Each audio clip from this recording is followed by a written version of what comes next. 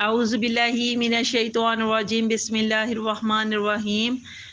رب اشرح لی صدری ویسر لی امری واحلل عقدۃ من لسانی یفقہوا قولی۔ تمام واجب الاحترام السلام علیکم ورحمۃ اللہ۔ دعا گو ہوں اللہ تعالیٰ آپ سب کے اوپر اور آپ کے اہل خانہ پر اپنی برکتوں اور رحمتوں کا نزول فرمائے اور اللہ تعالیٰ شیاطین اور جنات کے شر سے محفوظ رکھے، آمین اللہم آمین۔ تمام واجب الاحترام انشاءاللہ آج ہم پارہ نمبر 4 سورۃ النساء مبارکہ کا رکوع نمبر 3 تلاوت کریں گے اور اس میں ترجمہ و تفسیر میں دیکھتے ہیں اللہ تعالیٰ نے کیا کیا بیان فرمایا ہے۔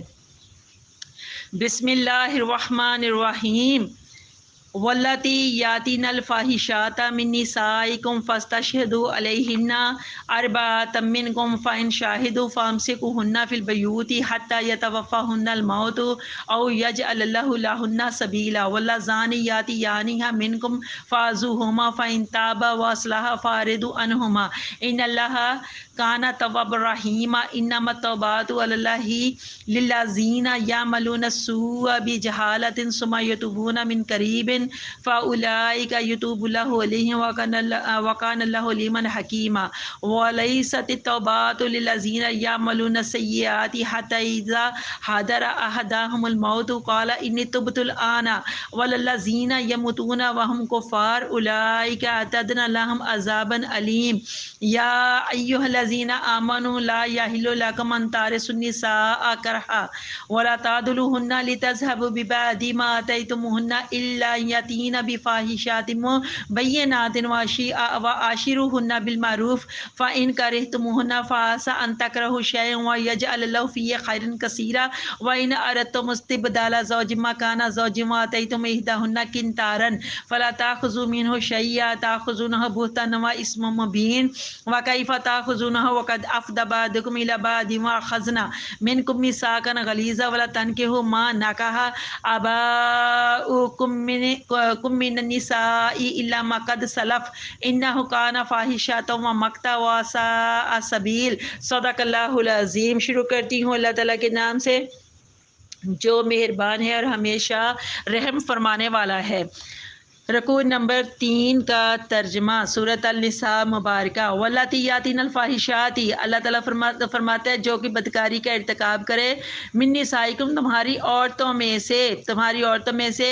جو کوئی بدکاری کا ارتکاب کرے۔ بدکاری یہاں زنا کے زمرے میں لیا جا رہا ہے۔ فاستشہدوا، تو اللہ فرماتا ہے تو اس پر گواہ طلب کرو، علیہن، ان کے اوپر، یعنی جن عورتوں نے یہ جو بدکاری کی ہے تو ان کے اوپر پھر گواہ طلب کرو، یعنی کہ جو تہمت لگانے والے ہیں نا، جو تہمت لگانے والے ہیں انہوں نے تہمت تو لگا دی ہے، ان کے اوپر بدکاری کی، تو اب اس جرم کو ثابت کرنے کے لیے اللہ تعالیٰ کہتا ہے اس کے اوپر گواہ مقرر کرو، اور وہ اربعۃ منکم، تم میں سے 4 مردوں، یعنی اپنے میں سے 4 مردوں کو اللہ تعالیٰ نے فرمایا گواہ طلب کرو۔ فإن شاہدوا، پھر اگر وہ گواہی دے دے، فامسکوہن فی البیوت، تو ان عورتوں کو گھروں میں بند کر دو، حتیٰ یہاں تک کہ یتوفاہن الموت، ان کی جو موت ہے وہ ان کو پورا کر دے، اور یجعل اللہ لہن سبیلا، یا اللہ تعالیٰ ان کے لیے کوئی رستہ بنا دے، یعنی ان کی رہائی کے لیے، لاہن ان کے لیے، سبیل کوئی رستہ، اللہ ان کی رہائی کے لیے کوئی رستہ بنا دے۔ واللذان یاتیانہا منکم فاعذوہما، اور جو مرد عورت ارتکاب کرے بدکاری کا تم میں سے، تو اللہ فرماتا ہے فاعذوہما، تو خوب اذیت دو انہیں، یعنی ان دونوں کو اللہ کہتا ہے خوب اذیت دو۔ فإن تابا، پھر اگر وہ دونوں توبہ کر لیں، واصلحا، اور اپنی اصلاح کر لیں، فاعرضوا عنہما، تو انہیں چھوڑ دو۔ اللہ فرماتا ہے عنہما فاعرضوا عنہما، تو ان دونوں کو چھوڑ دو۔ ان اللہ کان توابا رحیم، تو بے شک اللہ تعالیٰ بہت توبہ قبول کرنے والا ہے، بہت رحم کرنے والا ہے۔ انما التوبۃ علی اللہ للذین، اللہ کہتے ہیں توبہ جس کا قبول کرنا اللہ نے اللہ نے اپنے ذمے لیا ہے نا، جس کا توبہ قبول کرنا اللہ نے اپنے ذمے لیا ہے، تو ان کی توبہ ہے للذین یعملون السوء، اللہ کہتا ہے ان کی توبہ ہے جو گناہ کر بیٹھتے ہیں، بجہالت، جہالت کی وجہ سے، بے سمجھی کے ساتھ، بے سمجھی کی وجہ سے جو اللہ کہتا ہے گناہ کر بیٹھتے ہیں، تو ان کی توبہ ہے وہ، اور اللہ تعالیٰ نے اس کا ذمہ لیا ہے۔ ثم یتوبون من قریب، پھر توبہ کرتے ہیں جلدی سے، فاولئک، تو یہی وہ لوگ ہیں، یتوب اللہ علیہم، اللہ تعالیٰ تعالیٰ ان کے اوپر اپنی توجہ فرماتا ہے، یتوب اللہ، اللہ تعالیٰ ان کی توبہ قبول فرماتا ہے، اللہ تعالیٰ ان کے اوپر نظر رحمت فرماتا ہے، وَكَانَ اللَّهُ عَلِيمًا حَكِيمًا، اور اللہ تعالیٰ سب کچھ جاننے والا ہے اور بڑی حکمت والا ہے، یعنی بڑی دنائی والا ہے۔ وَلَيْسَتِ التَّوْبَةُ لِلَّذِينَ، اور نہیں ہے، لیسا نہیں ہے یہ توبہ، اللہ کہتا ہے نہیں ہے یہ توبہ ان لوگوں، للذین ان لوگوں کے لیے جو یعملون السیئات، جو برائیاں کرتے رہتے ہیں، یعنی جو ساری عمر اسی کام کے اوپر لگے رہتے ہیں، حتیٰ یہاں تک کہ اذا حضر احدہم الموت، جب کسی کو ان میں سے کسی ایک کو بھی ان میں سے موت آتی ہے، تو جب موت آتی ہے تو قالا، تو وہ کہے کہ انی تبت الآن، بے شک میں توبہ کرتا ہوں، والذین یموتون وہم کفار، اور نہ ہی ان لوگوں کی جو اللہ کہتا ہے، اور نہ ان لوگوں کی توبہ جو مرتے ہیں اس حال میں کہ وہ ہم کفار، وہ کافر ہوتے ہیں، یعنی کہ عین موت کے وقت جب یعنی کہ موت منڈلاتی نظر آتی ہے تو بندہ فٹافٹ کہتا ہے کہ اب میں مرنے لگا ہوں تو توبہ کر لوں، اللہ کہتا ہے نہ ان کی توبہ قبول ہوتی ہے، اور نہ جو کفر کی حالت میں مر جاتے ہیں نہ ان کی توبہ قبول ہوتی ہے۔ اولئک، اور یہی وہ لوگ ہیں، اللہ کہتے ہیں اعتدنا، ہم نے تیار کر رکھا ہے، لاہم ان کے لیے، عذاب علیم، دردناک عذاب، اللہ کہتا ہے ان کے لیے ہم نے دردناک عذاب تیار کر رکھا ہے۔ استغفر اللہ۔ یا ایھا الذین آمنو، اے لوگو جو ایمان لائے ہو، اے ایمان والو، لا یحل، نہیں ہے حلال، لکم تمہارے لیے حلال نہیں ہے کہ ان تارثوا النساء کرہا، کہ تم عورتوں کے زبردستی وارث بن جاؤ، تارثوا وارث بن جاؤ، نساء عورتوں کے کرہا زبردستی، کہ زبردستی تم عورتوں کے وارث بن جاؤ، ولا تعضلوہن، اور نہ انہیں روکے رکھو، لتذہبوا، تاکہ لے جاؤ، ببعض ما آتیتموہن، کہ کچھ حصہ ان کا جو مہر کے حوالے سے جو تم نے انہیں دیا ہے تم وہ واپس لے جاؤ، الا ان یاتین بفاحشۃ مبینات، سوائے اس صورت کے کہ اگر وہ کھلی بدکاری کا، فاحشہ بدکاری اور مبینہ وہ کھلی بدکاری، واضح بدکاری کا اگر وہ ارتکاب کریں، واشروہن بالمعروف، اور زندگی بسر کرو ان کے ساتھ، ان کے یعنی ان بیویوں کے ساتھ، بالمعروف عمدگی کے ساتھ، فإن کرہتموہن، پھر اگر وہ تمہیں کو ناپسند ہو، پھر اگر تم ناپسند کرو انہیں، کرہتموہن یعنی کراہت آئے تمہیں، کراہت ناپسندیدگی کے معنوں میں یہ بات آتی ہے کہ اگر تم ناپسند کرو انہیں تو اللہ کہتا ہے صبر کرو، فعسیٰ ممکن ہے تو شاید، ان تکرہوا شیئا یجعل اللہ فیہ خیرا کثیرا، کہ اللہ کہتا ہے کہ شاید تم کسی چیز کو تم ناپسند کرو اور اللہ تعالیٰ نے اس میں تمہارے لیے خیرن کثیرا، خیر کثیر رکھ دی ہو، فإن اردتم استبدالا، اور اگر تم ارادہ کرو، تم ارادہ کر لو، استبدالا بدلنے کا یعنی تبدیل کرنے کا، کہ اگر تم ارادہ کر لو، وَإِنْ أَرَدْتُمُ اسْتِبْدَالَ زَوْجٍ مَّكَانَ زَوْجٍ، کہ اگر تم ایک بیوی کو پہلی بیوی کی جگہ پر تبدیل کرنے کا، بدلنے کا ارادہ کر لو، تو وَآتَيْتُمْ إِحْدَاهُنَّ قِنْطَارًا، اور تم اسے چاہے ڈھیروں مال دے چکے ہو، فَلَا تَأْخُذُوا مِنْهُ شَيْئًا، تو اس مال میں سے کوئی چیز مت لو، اللہ کہتا ہے نہ لو اس مال میں سے کوئی بھی چیز جو تم اس کو دے چکے ہو، آتاخذونہ بہتانا و اسم مبین، کیا تم لینا چاہتے ہو اپنا مال بہتان لگا کر، یعنی زمانہ جاہلیت میں بہتان لگا کر پھر اپنا مال واپس لے لیا جاتا تھا، تو اللہ کہتا ہے کیا تم اپنا مال اس طرح سے واپس لینا چاہتے ہو، وہ اسم مبین، اور کھلا گناہ کر کے، وکیف تاخذونہ، اور کیوں کر اللہ کہتا ہے کیسے تم تاخذونہ اس کو واپس لے سکتے ہو، یعنی کہ اس مال کو تم کیسے واپس لے سکتے ہو، حالانکہ وقد افضى بعضکم الی بعض، اللہ کہتے ہیں تم تنہائی میں ایک دوسرے سے مل جل چکے ہو، واخذنا منکم میثاقا غلیظا، اور وہ تم سے پختہ وعدہ لے چکی ہے، ولا تنکحوا ما نکح ابوکم، اور اللہ کہتا ہے لا تنکحوا، اور نہ نکاح کرو، ما نکح ابوکم، جن سے تمہارے باپ دادا نکاح کر چکے ہیں، من النساء، اور ان عورتوں سے، یعنی کہ جن عورتوں سے تمہارے باپ دادا نکاح کر چکے ہیں ان سے تم نکاح نہ کرو، الا ما قد سلف،